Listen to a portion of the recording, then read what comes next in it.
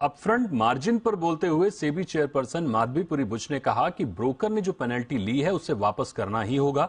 साथ ही उन्होंने यह भी कहा कि ब्रोकर फिट एंड प्रॉपर के रेगुलेशन को लेकर रिक्वेस्ट मिली है, उस पर भी विचार किया जा रहा है। छोटे छोटे 2-3 अपडेट चाहिए मैम। एक तो यह कि अपफ्रंट मार्जिन पर जो पेनल्टी ब्रोकर्स ने कलेक्ट की थी अक्टूबर 2021 से, वो रिफंड करने का इंस्ट्रक्शन गया था, लेकिन उस पर कुछ हुआ नहीं है या होने की जानकारी नहीं है, पहली बात। दूसरी बात ये थी मैम कि जो नेट सेटलमेंट की स्कीम लाई, फिर आपने डीएमई मतलब एक्सचेंज ने डीएमई हटा दिया, तो उसके पीछे क्या कोई लॉजिक है कि क्यों ये हटाया गया?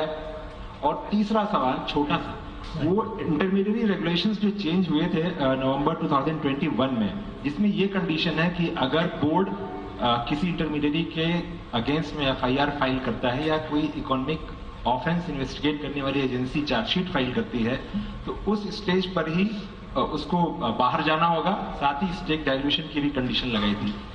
ये इस पर कोई रीथिंकिंग है या कोई रिप्रेजेंटेशन है आपके पास? तो ब्रोकर पेनल्टी आपने ये मुद्दा उठाया था एंड बिल्कुल सही मुद्दा था कि भाई हमारी तो रेगुलेशन कहती है आप इन्वेस्टर से नहीं कलेक्ट कर सकते। बरुआ साहब, आप जरा इन्वेस्टिगेट करवाएंगे कि एक्सचेंजेस ने ये इन्फोर्स किया है, नहीं किया है, और अगर नहीं किया है तो प्लीज उनके पास ब्रोकर्स के डिपॉजिट हैं, आप प्लीज स्टर्न एक्शन लीजिए, ये नहीं चलेगा। It's as simple as that. Okay, they were told not to collect from the investor. If they have collected, that is a violation. It's plain and simple. You're asking us to increase speculation in F&O with no link to the cash market. So why go through all this? We should have just kept cash settlement only, na?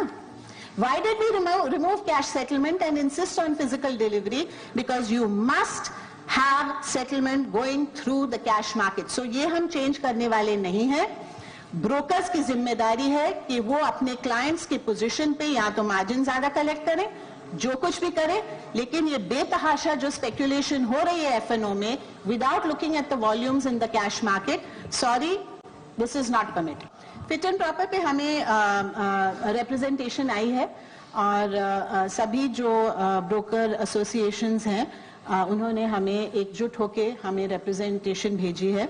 तो हम तो पहले बहुत ही खुश हो गए कि देखिए और कुछ हुआ ना हुआ तो कम से कम तीनों ब्रोकर एसोसिएशंस एकजुट हो गए, तो ये अपने आप में ही बहुत अच्छी चीज है। सॉरी नहीं तो अच्छी बात है ना, एकजुट होना चाहिए ना कम्युनिटी को। हमारे पास उनकी पिटीशन आई है, हम उसको एग्जामिन कर रहे हैं और हमें देखना पड़ेगा कि किस तरह से हमने उनको कुछ डायरेक्शन दिया है कि आप इस तरह से सोच के आप हमें ये बताएं क्या इलाज चाहिए, इस तरह से।